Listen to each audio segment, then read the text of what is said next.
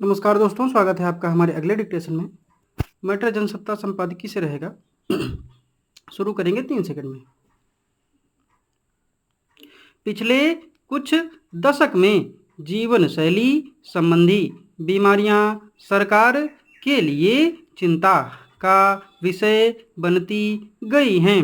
स्वास्थ्य और आहार विशेष निरंतर लोगों से अपनी जीवन शैली में बदलाव लाने, आहार संबंधी सतर्कता बरतने का आह्वान करते रहे हैं, मगर उसका अपेक्षित असर नहीं देखा जाता।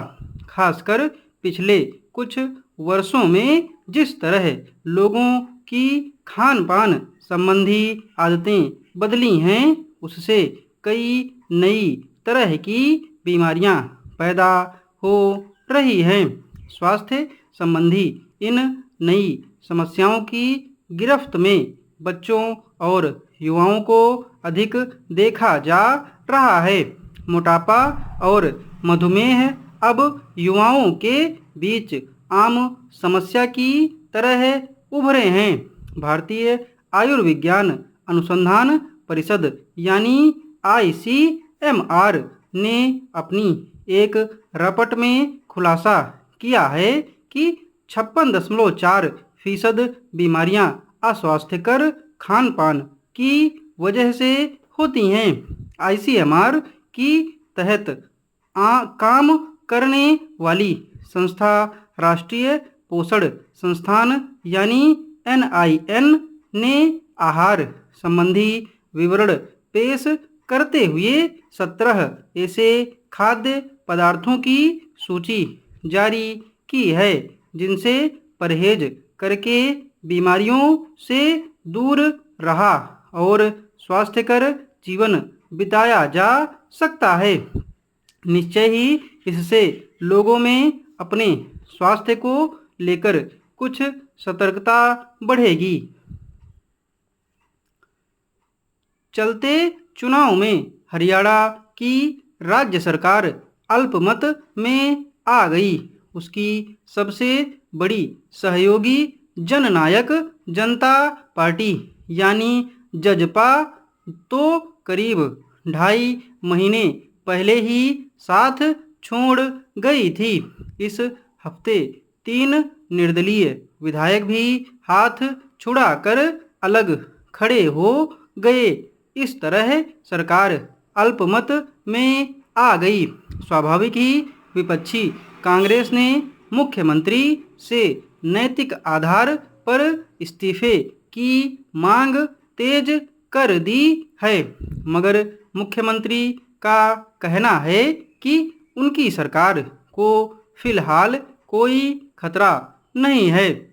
संवैधानिक प्रावधान है कि अगर किसी सरकार ने सदन में बहुमत हासिल किया है तो वह 6 महीने तक काम कर सकती है। मार्च में जब मनोहर लाल खट्टर की जगह नायब सिंह सैनी को मुख्यमंत्री बनाया गया तो जजपा ने भाजपा का साथ छोड़ दिया था। तब बहुमत साबित करना पड़ा था।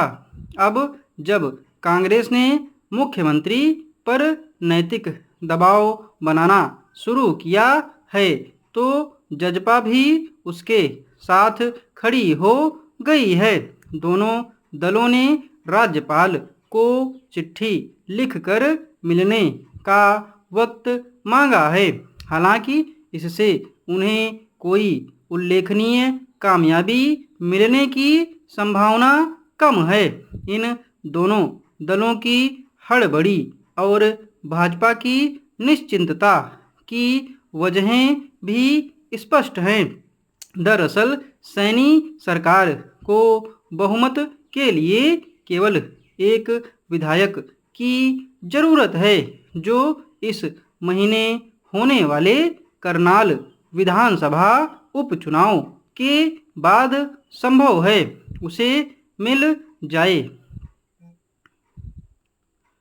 हरियाणा में मुख्यमंत्री बदलने जजपा के अलग होने और अब निर्दलीय विधायकों के छिटक जाने के पीछे का गणित किसी से छिपा नहीं है।